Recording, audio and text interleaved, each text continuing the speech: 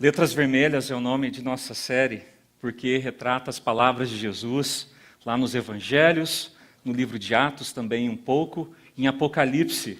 Letras Vermelhas porque para destacar as palavras de Jesus em meio às letras pretas. E as letras pretas existem para apontar, complementar e trazer mais esclarecimento sobre as letras vermelhas. E hoje nós estamos em nossa segunda série, a segunda mensagem dessa série, e eu convido você, essa manhã, a abrir comigo a sua Bíblia no Evangelho de Mateus, o primeiro Evangelho no Novo Testamento. Mateus, e uma passagem conhecidíssima de todos nós. Cresci numa escola católica e se repetia esses versículos todos os dias. E nós leremos mais uma vez esses versículos. E diz assim, no versículo 9: Pai nosso que estás nos céus, santificado seja o teu nome. Venha o teu reino, seja feita a tua vontade, assim na terra como no céu. Dá-nos hoje o nosso pão de cada dia. Perdoa as nossas dívidas, assim como perdoamos aos nossos devedores. E não nos deixes cair em tentação, mas livra-nos do mal, porque teu é o reino, o poder e a glória para sempre. Amém. Essas palavras são de Jesus diante de uma crise dos discípulos que finalmente foi pronunciada: Senhor, nós não sabemos orar. E Jesus pronuncia então essa oração. E quando eu estudei teologia, eu fui muito bem treinado no sentido de que nós não conseguimos definir Deus, não conseguimos explicar Deus. Deus não pode ser contido, ele não pode ser delimitado na linguagem humana. Nós dialogamos sobre ele, mas nós não conseguimos dissecar Deus, nem chegar perto. E ele é absolutamente maior do que a teologia tem a dizer sobre ele, mesmo que a teologia já tenha sido trabalhada há 2000 anos. E ele é infinitamente mais do que a experiência religiosa tem a nos dizer, mesmo que as religiões do mundo inteiro tenham as suas multiformas de se aproximar de Deus. E ele é mais do que tudo. E existe uma canção que eu gosto muito, que talvez alguns conheçam, se não a maioria, que diz, uma bela canção, que ninguém explica a Deus. Essa canção, com certeza, veio acompanhada de uma sensibilidade muito grande do autor, em olhar para essa infinitude de Deus, e como é que você vai definir? Nada explica a Deus. A gente vem com teologia, nós vamos com religião, aí o mundo também vem com suas teorias, como o Big Bang, e muitas outras filosofias tentando descrever esse poder, essa energia, esse cosmos, esse maior que todos nós sentimos que deve existir, mas que não sabemos interpretar. E é verdade, Deus não pode ser definido, Deus não pode ser contido, Deus não pode ser decifrado, mas Deus pode ser percebido, Deus pode ser percebido. E Jesus mesmo nos dá essa sugestão quando ele compara esse Deus com o vento. Ele fala que você não sabe para onde o Espírito vai nem de onde ele veio, contudo você consegue ouvir sua voz. É como o vento mesmo, porque nós não vemos o vento, mas quando ele sopra em nosso rosto, nós sentimos, existe. E essa sensação que temos de Deus. Até mesmo um ateu, ele tem sensações da infinitude, de algo maior do que ele, querendo dizer alguma coisa para ele. E nós vivemos com isso. Agora, a Bíblia Sagrada, ela é o registro de muitas percepções de Deus. Pessoas que caminharam com Deus, ouviram a voz de Deus e trouxeram para nós uma perspectiva de Deus. A história de Deus, a história humana de Deus, é a história das peregrinações de gente percebendo Deus. E assim é com Adão, por exemplo. A sua maneira ele vê Deus. E Eva, diferentemente, vê Deus como ela vê. Assim como os filhos de Adão e Eva veem Deus de modo distinto. E porque Deus ele é tão grandioso, ele é tão vasto na sua sabedoria, ele é tão imenso na sua criatividade, E ele lida com cada um de uma maneira tão devidamente personalizada, que até mesmo toda a humanidade se ajuntando e dizendo algo a respeito de Deus ainda é insuficiente para falar quem Ele é. Ele é maior do que tantas quantas percepções diferentes possa a humanidade ter a seu respeito. Esse é o nosso Deus, não é maravilhoso? E é por isso que nós vemos tantas culturas, tantas expressões, e temos pessoas que transmitem um louvor de sangue quente, né? O latino, e ele vibra, ele pula, ele é expressivo. E já temos pessoas que o louvor é mais reflexivo, é mais introspectivo, e tantas formas e culturas e maneiras e jeitos e palavras diferentes, dons, estilos, ritmos, tudo isso apontando a beleza de Deus, mas não chega nem perto ainda de trazer Deus a uma descrição exaustiva. Deus é muito mais. E Salomão, por exemplo, no final de sua vida, ele percebeu algo interessante para nós. Ele fala, vocês conhecem o finalzinho de Eclesiastes, ele fala, olha, se tem uma coisa que eu aprendi na vida, o resumo está aqui. E ele fala, olha, tema ao Senhor e guarde os seus mandamentos, pois isso é essencial ao homem, pois Deus, na sua concepção verdadeira, trará sim juízo ao homem para toda a humanidade. Quer o homem tenha feito bom, quer o homem tenha feito mal. Mas se você, por exemplo, pegar o pai de Salomão, Davi, ele também tinha uma outra perspectiva. Davi, quem Deus é para você? E Davi provavelmente usaria muita descrição do Salmo 23. E talvez ele diria, olha, Deus para mim é o lugar onde eu posso fugir sempre. Deus para mim é o lugar onde eu vou, Deus vai atrás. E aí alguém poderia perguntar, então ele vai atrás para te achar e te julgar e te condenar e apontar o dedo? Não, Davi diria. Ele vai atrás para a sua misericórdia e a sua graça me amparar. Porque onde eu vou, as misericórdias do Senhor correm atrás de mim. Essa expressão do Salmo 23. Então perceba que são percepções diferentes, mas de um mesmo Deus. E ambas corretas. Um vê Deus que irá julgá-lo e com isso ele tem um senso de temor a Deus. E o outro vê um Deus que irá sustentá-lo por onde ele caminhar na sua existência humana. E isso lhe traz uma grande gratidão, uma grande confiança. Então, se por um lado nós temos um registro precioso de Deus, e um Deus que vem e fala conosco, que se revela, que se mostra a nós, esse registro precioso é a palavra de Deus. Por outro lado, cabe a nós que ouvimos e recebemos essa revelação de Deus, a responsabilidade de acolher essa voz.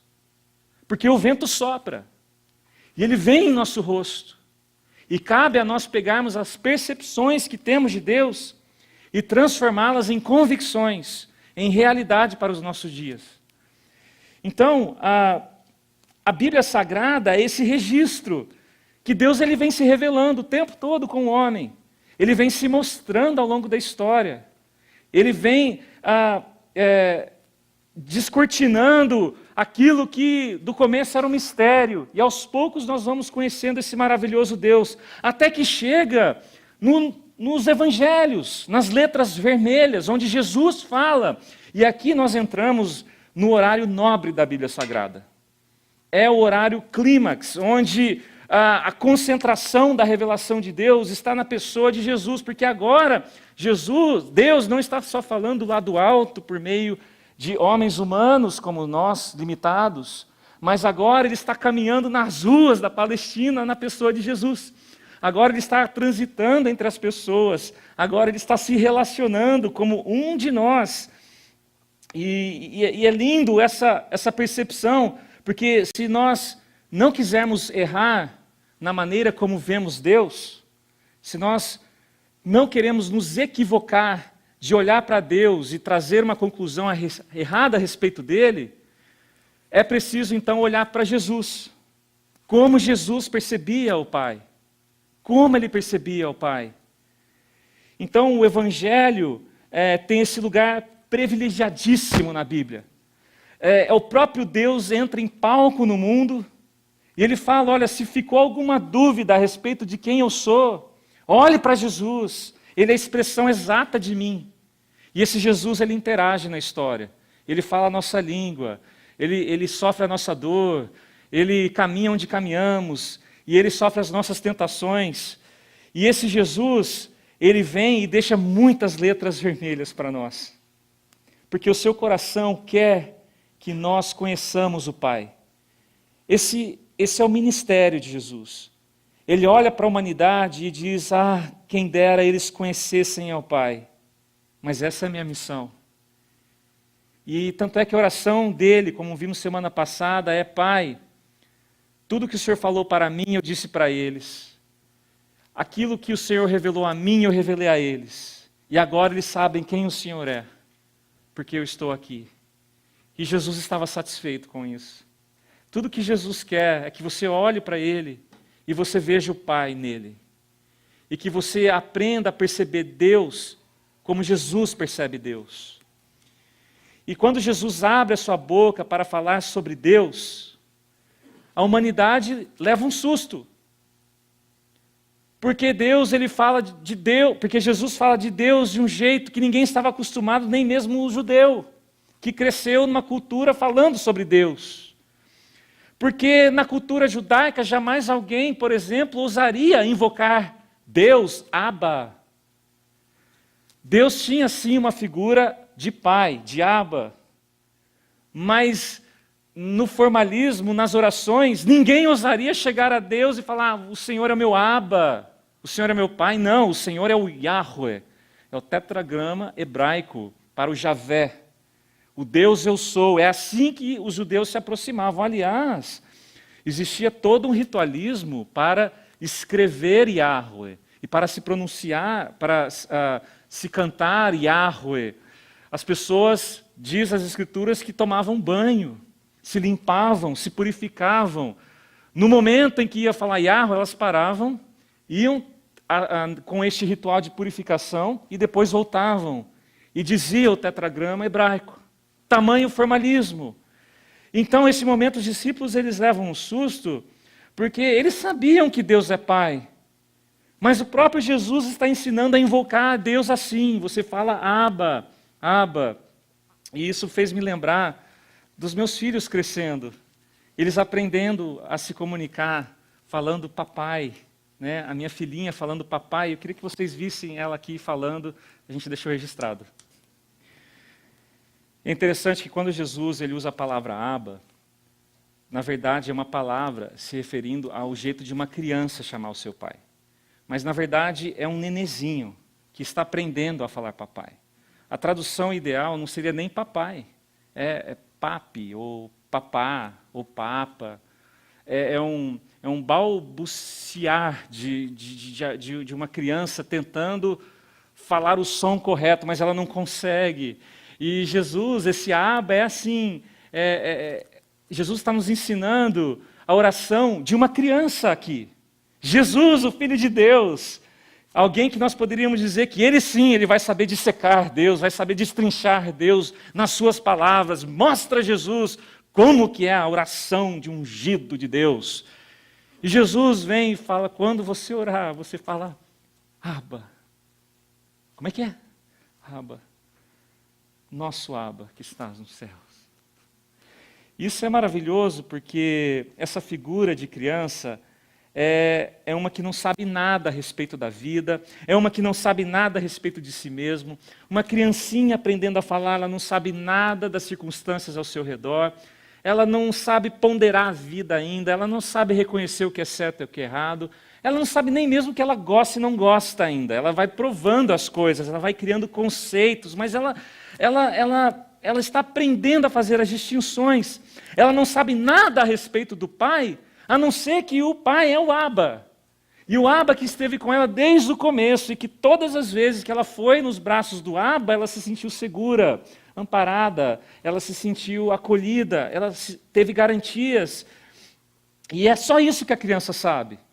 Uma criança pequenina, ela não tem muitas informações a respeito do papai, mas só de pronunciar o Abba para ela e ver que existe braços estendidos na direção dela, e ela olha, é o papai, ela vai na direção, isso para ela já é o suficiente. A criança ela não sabe, mas ela tem uma memória, ela tem uma intuição, ela tem uma inclinação natural para o Abba, e ela vai nos braços do Abba. E é uma criança que ela não sabe falar, ela não sabe perceber, ela não sabe nem ainda decifrar o que ela está sentindo, ela não sabe muito menos conceituar quem é o pai, se ele é mecânico, se ele é pastor, se ele é professor, se ele é advogado, ela não sabe, mas ela sabe de uma coisa, ela sabe que ele é o Abba, ele é o papai, ele é o papai. E diante dessa realidade, a criança se lança ao colo do papai. E quando o papai pega a criança no colo, o papai não tem que ficar se explicando. Olha, criança, você está no colo de alguém que tem condições de te bancar. Aqui você pode se sentir protegida. Olha, não precisa ter mais medo, eu estou segurando. Você não precisa se explicar. Porque a criança, ela sabe que você é o Abba. E se você pegou ela no colo, está tudo bem. E essa figura que Jesus traz a nós nessa oração que Ele está nos ensinando, é desse Abba, que nós podemos lançar aos braços dele, mesmo sem saber o que está acontecendo com a nossa vida, mesmo sem saber decifrar o próprio Deus, o que Ele quer, mesmo sem saber o que esperar no dia de amanhã, mesmo sem ponderar as circunstâncias e as situações que a todo momento estão à nossa volta, mesmo sem saber o que estamos sentindo por dentro, não tem problema, fala Abba, que o pai vai te acolher, ele vai te entender. E a criança, ela só precisa dos braços do Abba para se sentir amada. Ela só precisa dos braços do Abba para se sentir segura. Não é necessário explicações, não é necessário destrinchamento teológico do que significa aquele abraço. Ela já sabe, ela já sente. O instinto dela pede por isso. E aí então, é mais ou menos assim, olha, se você não sabe orar a Deus, não tem problema. Essa era a pergunta dos discípulos, nós não sabemos orar. Então, quando você orar, você fala, ó Deus de Abraão, Isaque, Jacó e José.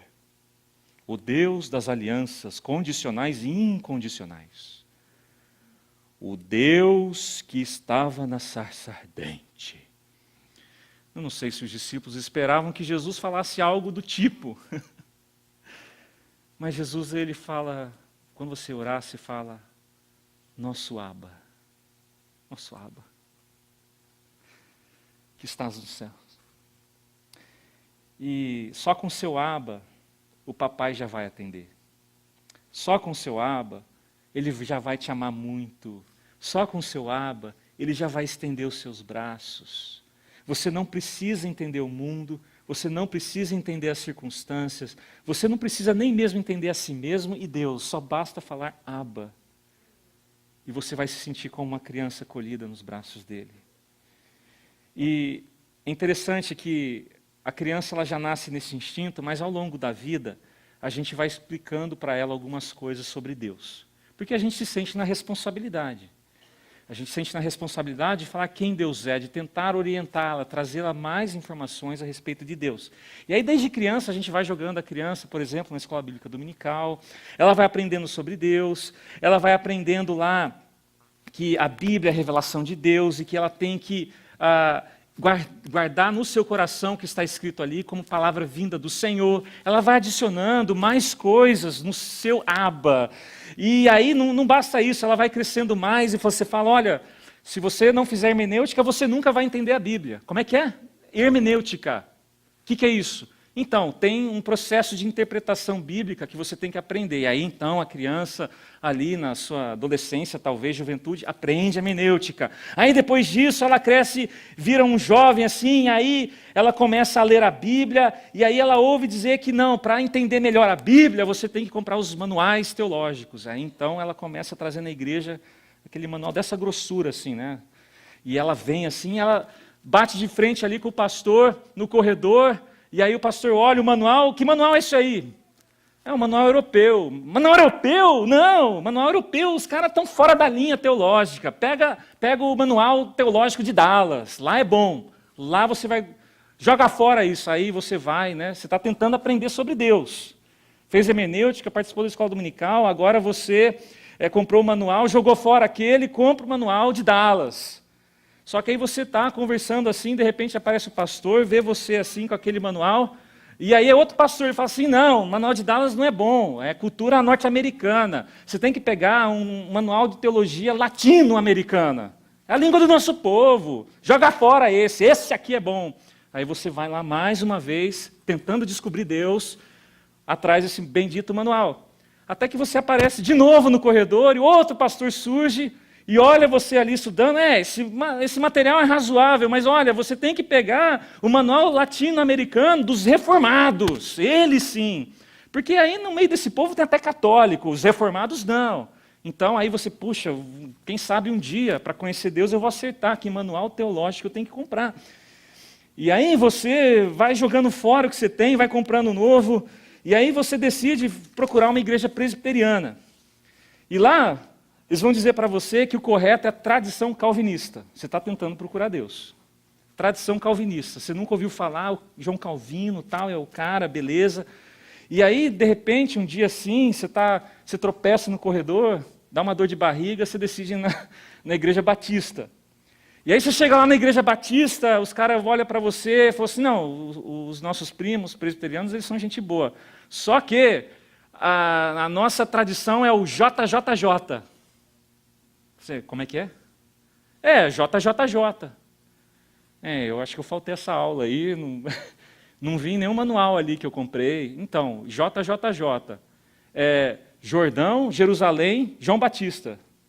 Porque veja bem, os calvinistas, eles são da época ali de Lutero, de Calvino, século XV e XVI. Nós não, nós somos lá da origem. Nós somos de João Batista. Nós somos ali do Jordão, de Jerusalém, na igreja primitiva. Nós nascemos na igreja primitiva. Então, a nossa tradição é melhor. Né? Então, aí você fala, puxa... E aí, só que depois de um tempo, o pastor esquece de ligar para o camarada, aí ele fica frustrado, aí decide ir em outra igreja, ele decide ir na igreja metodista. E aí chega lá na igreja metodista, alguém aborda ele, o quê? Você conhece João Calvino, você conhece João Armínio, mas não conhece John Wesley? Você tá fora do suprassumo de toda a teologia. John Wesley é o cara. Você não sabe nada de teologia, toma John Wesley, aprenda sobre John Wesley. E vocês estão percebendo, gente? Vai criando uma confusão na sua cabeça, você vai ficando meio louco. E aí, de repente, ali você conhece um membro da igreja, ele chega e fala assim, então, você é calvinista ou arminiano? Aí eu já li isso aí em algum lugar e tal, aí você fala, mas tem um pastor que eu gosto muito dele, é Calvino, então eu acho que eu sou calvino, acho que eu sou calvinista. E aí o cara fala, então, você é calvinista ultralapsarianista? Eu falo assim, como é que é? Não, então, o calvinismo ultralapsariano. Não, olha, isso aí eu já não sei dizer, eu só sei que um dia lá o pastor estava fazendo apelo para quem quisesse aceitar Jesus como Salvador, eu levantei a mão e fui, agora isso aí que você está falando, isso aí não vi nunca isso na vida. E aí você começa a ficar frustrado, porque esse Deus aí está tão difícil de entender. E aí, de repente, você se esbarra com outro ali na igreja e ele fala assim, então, você é amilenista ou pré-milenista ou pós-milenista? E o cara, então não, eu creio que tem 1 milênio, 1000 anos. Então mas aí você pode ser pré-milenista ou pós? O que você é? Não, eu acho que eu devo ser pré-milenista. Então, se você é pré-milenista, você é pré-tribulacionista ou pós-tribulacionista? Tá difícil, eu não sei. E aí você depara com outro ali e fala assim, então, irmão, você crê nos dons de línguas? Você crê em todos os dons hoje na igreja? Eu falo, acho que sim. Até no de língua, irmão? Acho que sim. Mas você crê que os dons de línguas é idioma de anjos ou língua de anjos, desculpa, ou línguas de idiomas? As duas? Mas com interpretação ou sem interpretação? Não, com interpretação, mas uma de cada vez ou todo mundo junto? É um negócio doido. E aí você vai virando uma loucura conhecer esse Deus. Se for preciso eu passar por esse caminho para conhecer Deus, e diante de tudo isso, nós vamos tentando conceituar a Deus, encaixotar a Deus, sistematizar a Deus, só que ele já não é mais o Abba. É apenas um conceito. Ele não é aquele que você vai no braço e pula e fala assim, eu não sei dizer bem quem ele é, mas ele é meu Abba. E ali eu sinto seguro. E ao mesmo tempo que estamos nessa brincadeira de igreja, de ficar teologizando o tempo todo, a vida segue. Tem um dia que você olha com todas as forças para a sua alma e você se sente sozinho. E nessa hora você ser calvinista, arminiano, não muda nada, você continua sentindo sozinho. E tem um dia que acontece uma tragédia, que você tenta resgatar a sua teologia, mas ela já não oferece nenhuma explicação, e você não sabe explicar. Tem um dia que aparece uma pessoa em sua frente chorando, e tudo que você tinha treinado para falar nessa hora não sai nada, e você só consegue se compadecer. Tem um dia em que você vê que tudo que você sabe talvez já não serve mais, e você coloca na mesa tudo que sabe e pergunta, será que isso é útil em alguma coisa? Será que eu realmente vou postar minha vida, minha fé nisso aqui? E você fica na dúvida. Tem um dia em que nós somos tomados por uma angústia, por uma perplexidade, nós ficamos com dúvidas daqueles ensinamentos que foram um dia elementares em nossa vida, que já achávamos que já tínhamos por encerrado desde criança, e aí volta. Tem um dia em que você se sente cheio, feliz, que você sente uma gratidão pela vida, e você nem sabe o porquê, mas você se sente realizado, e tem aquele dia que você fica encantado, por exemplo, com o pôr do sol, e você chora. E tem aquele dia que você nem vê que existe pôr do sol. Você nem vê que existe sol. Você não vê que existe nada, é só trevas. É só escuridão. E parece que a sua alma não consegue enxergar outra coisa. Tem um dia que você é invadido por uma paz, aquela paz que você já sentia saudade. Fazia tanto tempo que você não sentia. Meus irmãos, nesses dias, não importa tanto Deus assim, esse Deus que a gente conceitua, nesses dias, nós queremos mesmo experimentar o Abba. É o Abba. Dê o nome que você quiser. Sistematize-o da maneira como quiser. Mas Ele é o Abba. Ele é o meu Abba. Senhor, eu não sei nada. Eu não sei o que está acontecendo com a minha vida. Eu não sei o que eu devo esperar do amanhã, no que eu devo esperar, como eu devo esperar. Não sei por quanto tempo eu devo esperar. Eu não sei exatamente quem eu sou. Não sei nem mesmo o que eu estou sentindo agora na minha vida. Não sei se eu fiz certo ou errado no passado, se eu estou fazendo no presente, e se eu vou aceitar amanhã. Não sei nada, Senhor. Mas eu sei de uma coisa, que o Senhor é meu Abba. O Senhor é meu Abba. E eu sou seu filho amado, eu sou sua filha amada. E agora eu me achego ao Senhor como Abba, porque no fundo, Senhor, eu sempre fui como uma criança. Eu nunca deixei de ser essa criancinha que tem que pular no seu colo. Por mais que a teologia, e a filosofia, e a ciência, e o mundo religioso tente me elevar a uma estatura de adulto, para ter um diálogo mais nobre a respeito de ti, eu sempre fui uma criança. E o Senhor é o meu Abba. O Senhor é meu Abba. E Ed René, ele fala algo muito interessante sobre a oração. E eu vou fazer uma citação dele. Ele fala, olha, a oração é uma experiência de uma pessoa que se descobre criança, que não sabe quem é, que está falando com alguém que não sabe direito quem, a respeito de uma situação que não consegue descrever, com palavras que não tem. Esse é o Abba. Abba.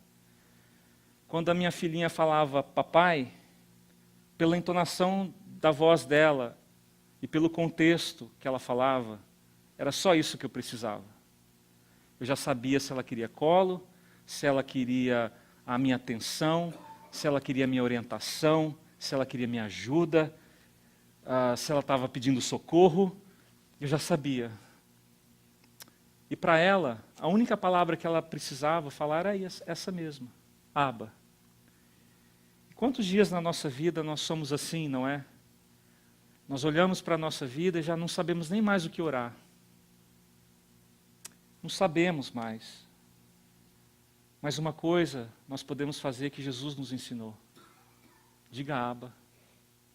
Abba. Abba. Abba, Pai. Abba. Porque a oração Abba é de alguém que não é cheio de si mesmo. É alguém que tem uma dependência enorme do seu Pai. Porque se alguém é cheio de si mesmo, ela já não precisa mais orar. Ela consegue. Aquela que acredita que sabe tudo de Deus, que já dissecou Deus na teologia, não precisa mais orar. A teologia já me informou, obrigado, Deus. Aquele que acha que consegue controlar as circunstâncias e a situação, não precisa mais orar. Mas a criança fala Abba. E Jesus está fazendo um convite para os seus discípulos a ser como uma criança. A aprender a falar de novo Abba. E eu tenho para mim aqui uma figura do menino. Um menino que, pequeno, nunca conheceu o mar. E ele chega lá a primeira vez no mar e vê aquela imensidão de oceano. E aquela vastidão de areia cercando o oceano. E ele vê ali um velho pescador. Ele vai na direção daquele velho pescador, todo empolgado, feliz, admirado pelo mar, e fala, olha, eu conheci o mar. Aí o velho pescador, ele vira, esboça um sorriso, e ele vem, dá um abraço no menino e fala assim, eu também conheci o mar. Eu também conheci o mar. E se essa criança ela fosse ao encontro de um oceanógrafo, esses cientistas que estudam o oceano e os seus fenômenos, e falasse, eu conheci o mar. Aí os cientistas olhariam um para o outro e falaram, deixa ele ignorante, não sabe direito. Mas quem sabe um dia ele chega lá? Quem sabe, né? Com muito esforço, você vai entender o mar como nós. E se tivesse esse diálogo de frente para teólogos, e alguém falasse, Deus é meu Abba. Coitado deles. Não, quem sabe um dia, discipulando, passando pelo seminário, decorando os manuais teológicos que nós escrevemos, quem sabe um dia ele possa dizer quem é Deus mesmo e sair dessa linguagem. Mas Jesus, ele pronuncia Abba. Jesus. Ele fala, olha, se você não sabe muito bem sobre Deus, sobre sua vida, sobre as suas circunstâncias e nem como orar, não tem problema. Só Abba, o Papai do céu já vai entender. Se nós entendemos como humano, quando o nosso filho fala Abba, o que dirá Deus quando nós falamos Abba? Ele nos criou. E sabe quando Jesus pronuncia Abba novamente? No alto da cruz, num turbilhão emocional, físico, espiritual, racional, tudo. Jesus está ali. Eu fico com a sensação que nessa hora, tudo que Jesus sabia, parece que não valia mais. Por que eu digo isso? Porque ele não sentia a presença de Deus. Deus se ausentou de Jesus na cruz. As palavras de Jesus mostram isso. Pai, por que me desamparaste? Por que eu não tenho esse amparo que eu sempre tive, agora? Cadê o Senhor? Eu acredito que Jesus na cruz é a figura de alguém que não tem qualquer manifestação, vestígio da presença de Deus. A experiência da cruz é uma experiência do desamparo, da vulnerabilidade plena de Jesus. Essa é a experiência da cruz de Cristo. E depois disso, ele olha para as pessoas que estão ao redor, a multidão. Ele fala, Pai, Perdoa-lhes porque eles não sabem o que fazem. Eles não sabem quem são. Eles não sabem as circunstâncias. Eles não sabem quem eu sou. Eles não sabem nem mesmo quem o Senhor é. Por isso, Pai, perdoa. Eles são como crianças, eles não sabem. E as últimas palavras de Jesus na cruz do Calvário é Abba, Papai. Aquelas mesmas palavras que Jesus, quando bebezinho ou nenezinho, aprendeu a falar sobre José, e depois ele aprendeu, como uma criança comum, a olhar para Deus e Abba. É a mesma palavra que Jesus usa no final de sua vida. Abba, nas tuas mãos entrego o meu espírito. E ali Jesus, ele ora como uma criança e age como uma criança. Não no sentido que ele é infantil, mas no sentido que ele é muito honesto de entender o seu lugar diante do Abba. Porque mesmo sem ver, mesmo sem sentir o Pai, mesmo sem perceber o Pai ali, ele sabe que tem os braços do Pai por detrás, esperando ele. E aí Jesus, ele nos ensina algo maravilhoso, que é o salto da fé. Jesus, ele faz um salto do alto da cruz. Quando ele fala, Abba, nas tuas mãos entrego o meu espírito. Ele tinha consciência de quem era o Abba. E que o Abba iria segurar o seu espírito, antes mesmo que seu espírito caísse na escuridão da morte. E ali na cruz, então, Jesus, ele faz o salto da fé.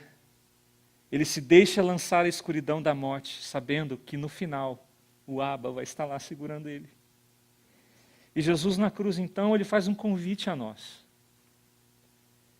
Ele fala, faça também você esse salto. Nas mãos do Abba. Deixa ele segurar a sua vida. E o que o Abba fez? O Abba segurou Jesus.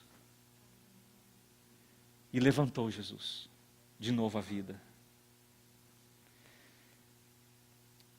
Nós sabemos muito bem quem é esse Abba, discerni-lo, destrinchá-lo, não.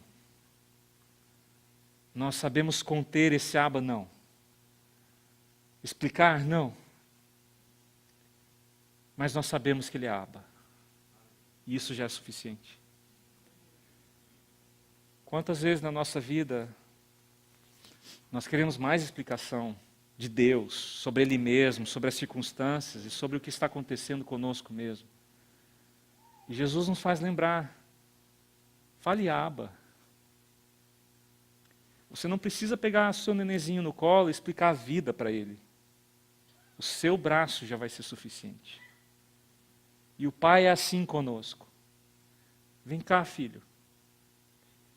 Se eu tentar explicar, você não vai entender. Porque você é como uma criança, eu tenho que usar a sua linguagem. Mas se você entender que meu braço é de Abba, você vai ver que você não precisa de mais nada na sua vida. Não precisa mais de explicação. Eu sou seu Abba. Que experiência maravilhosa. E aí um dia talvez você vai ser como aquele velho pescador, que vai olhar uma criança e vai falar assim, eu também conheci o Abba. Esse Abba que ficou comigo a vida toda. É como, por exemplo, você vai num velório e aí você vê um velhinho que está lamentando a morte de sua esposa, que já estavam casados há mais de 50 anos. E aí você chega para o velhinho, olhando ali, com os olhos pesados, e fala, escuta, quem era a Rosa para você? Né? Você é casado mais de 50 anos com ela, quem era ela para você? Aí o velhinho olha para você, olha para a Rosa, e ele fala, Rosa, é a Rosa. Essa é a experiência do Abba. Quem ele é? Ele é Abba. É Abba. Vem cá, criancinha, fala quem quer ser o papai. Ah, ele é papai. É papai. Eu creio que Jesus está nos convidando aqui a não ter tanto uma experiência descritiva de Deus, mas uma experiência Abba de Deus. Porque no final, não vai importar muito que ramo da teologia você é. Mas se de fato você está nos braços do Abba. Se Deus tem falado no seu coração, eu queria deixar essa oportunidade para você vir e derramar seu coração a esse Abba. E lembra que Jesus está convidando a você a fazer um salto da fé que Ele fez. Sabendo que Deus tem os seus braços estendidos. E esse versículo eu termino já com um convite para os irmãos. O altar vai estar aberto. Se você quer fazer esse apelo algo simbólico, no sentido de você vir à frente como um gesto que você está saltando em fé em Deus, fique à vontade, faça como você quiser. Mas Paulo ele fala assim em Romanos capítulo 8, versículo 15 a 17. Pois vocês não receberam um espírito que os escravize novamente, para novamente temer, mas receberam o espírito que os adota como filhos, por meio do qual chamamos Abba, Pai. Abba, Pai. E o próprio Espírito testemunha ao nosso espírito que somos filhos de Deus. Se somos filhos de Deus, então somos herdeiros. Herdeiros de Deus e co-herdeiros em Cristo, se de fato participamos dos seus sofrimentos, para que também participemos da sua glória. Amém. Experiência Abba. Amém? Se Deus falou no seu coração, vamos colocar em pé, cantar essa canção juntos.